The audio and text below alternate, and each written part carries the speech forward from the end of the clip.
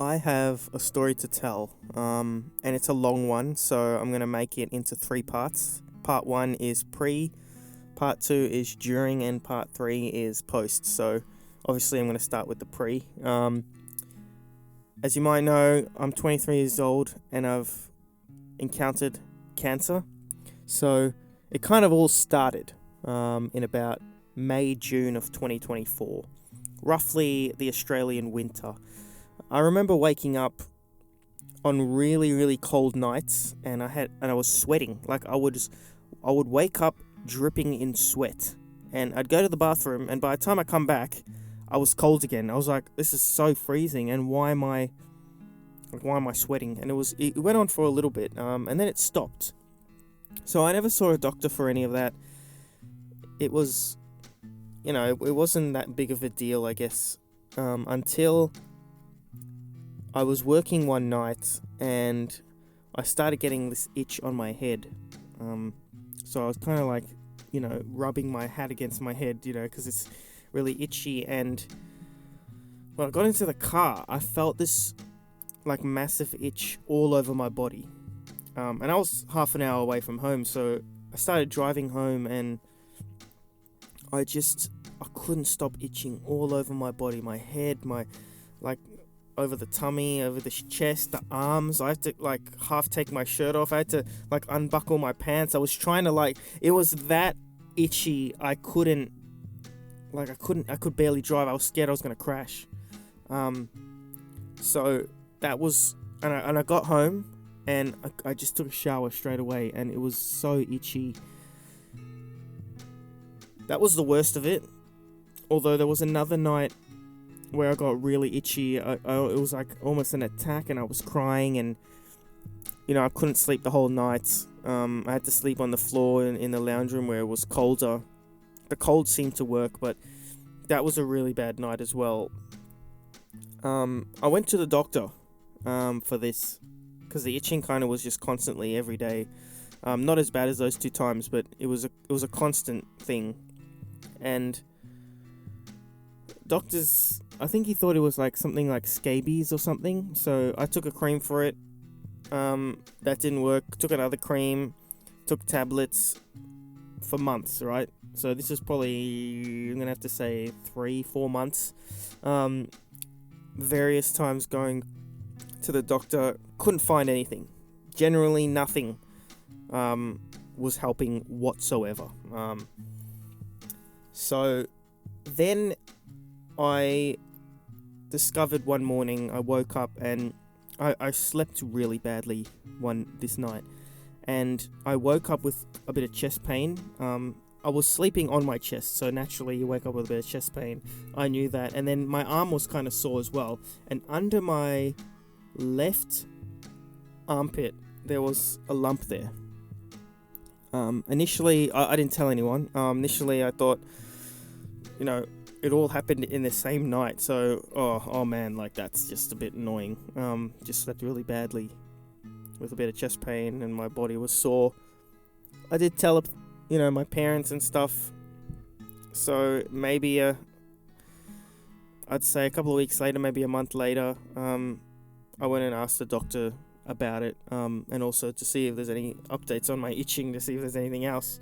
And during that time I stopped going to the gym because my arm was sore, so I couldn't actually do any weights because that arm, specifically my left, because of that lump, and it started to get sore. So I went to my GP and he said, yeah, we might have a little bit of a check, and he talked about lymph nodes and all that. I had no idea what that was, so I was like, yeah, okay, sure. I didn't think much of it at the time. So I went to do an x-ray and an ultrasound, and I remember doing the ultrasound and the lady was doing it, and I only saw one lump. Also, the GP actually noticed another lump near my left collar, as well, collarbone. So when she was doing the ultrasound, she said, oh, there's actually a lot of lumps here, and I only thought, okay, 1-2 lumps, but she said, oh, there's a lot of lumps, so there must have been inside or something. So then found the results, and the doctor said, hey, I'm going to refer you to Peter Mac. Now, I had never heard of Peter Mac before, to be honest, so I didn't think of anything. And then I think it might be the day or day before I was going to go, and I looked at it and it said Peter Mac Cancer Center. And I kind of like went, what? Like, that's a little bit crazy. Like, why would I be going there? Like, so I kind of got a little bit scared, but, it was kind of okay. But when I went to the doctor, he said, look, and this was like a specialized doctor, and he said, look, I suspect it's going to be cancer. And this is kind of the first time I heard them, float around that idea. But he said, look, we're going to get a biopsy and have a look. Now, they did a biopsy. I was really nervous for this. They did put the local anesthetic, whatever it's called, to numb it. So I didn't feel anything. But it was scary because he was putting a needle in and then taking... Like, he put a needle, then another needle inside that needle, and then took it out. Whatever he did. It was a little bit scary, but, obviously the next week, or week or two, we went in to have a chat about that result. And he pretty much straight up said, look, it's cancer. Mum and Dad were in the same room at the time. I had kind of... I'm a bit of a dreamer, and I'm a thinker, so I always think about all the possibilities, and I kind of already, in my mind, kind of came up with that idea that that's what it's going to be. But when he actually says it to you, it's like nothing can prepare you for that. So he was very optimistic though, because as soon as he said it, he said, well, look, it's actually a very highly curable cancer. Roughly at the 90% mark, which instantly when you hear that, you go, okay, it's not that bad. And yeah, he explained the different options. There was chemotherapy and then radiation therapy. Chemotherapy is what he said we're going to go with, and there's two options, 3 months or 6 months. The 3-month one, was shorter but more intense. 6 months, less intense. I said, look, 3 months, let's just do it, So he said, yep, let's do that. I did forget to mention one thing. I was diagnosed with stage 4 Hodgkin lymphoma. Now, for most cancers, stage 4 is usually like, the really bad one, and it's, it affects how curable you are. In this case, it didn't affect it whatsoever. It just meant that they had to move really fast on it. So whether it was stage 1, 2, 3, 4, it was still, 90% curable. It didn't change that. It just meant that it had spread so much that we had to start really quickly. So I just wanted to mention that. I remember asking as well an interesting question. I asked them, what happens if I don't take this chemotherapy or I do nothing? What will happen? And this is one of the more crucial things I think sometimes I ignore. Even now, after I'm better, I've got to really think about what he said here. And he said, in a few months, it'll, hit your organs. And that's pretty deep, right? Like, my cancer, it's called Hodgkin lymphoma. It's a blood cancer. And obviously blood is, everywhere in your body. And to know in a few months it'll hit my organs, it's crazy to just sit back and think, had I not gone to the gym and noticed the lump, I might have just ignored the lump, right? The only reason why I went to the doctor in the first place is because my arm was too sore to do weights, right? Otherwise I would have just left it and we wouldn't have figured out what the scratching was. And to know that I could have had a few months to live, I mean, who knows? I mean, to be honest, as of recording this, it's June, actually. It's June now. Would I have even been alive right now if I didn't do that? It's crazy. Anyway, so I go back to the story.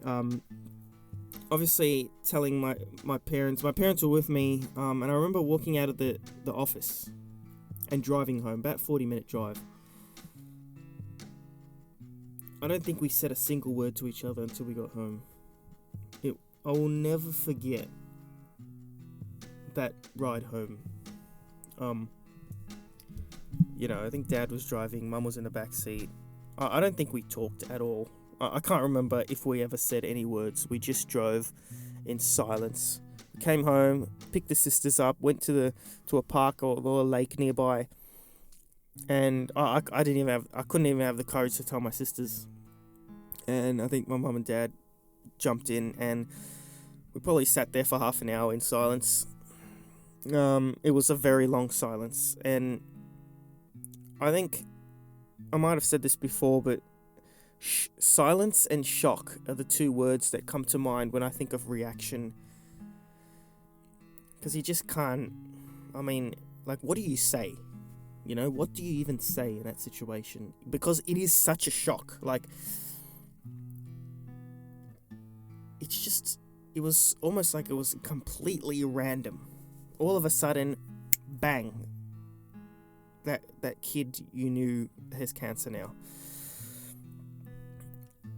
The hardest one to tell,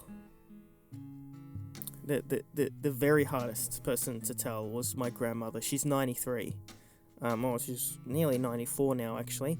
And she lives with us now. And that was incredibly hard. The courage I had to do was incredible. And by the way, I only had about a week and a half, or I'd say 2 weeks, between getting diagnosed and actually starting chemo. And during those 2 weeks, by the way, my birthday occurred, Christmas occurred, New Year's occurred, and my sister's birthday occurred, all in those 2 weeks. And I had to tell everyone I knew that I had cancer, right? So just imagine the craziest, 14, 15 days of my life all at once. So anyways, I told my grandma. I remember holding a piece of paper because she obviously her hearing is, going. But so I wrote down kind of those things on a piece of paper, and I remember telling her and showing her the piece of paper, and my hands were shaking. I couldn't even read what I had written on that paper because my hands were shaking that much. I was so nervous, but to be honest, it was so much better having her there in the house with me. As much as she did worry, probably, she didn't show that a whole lot. And it was so good to have her there. But I'll get onto that in the next part.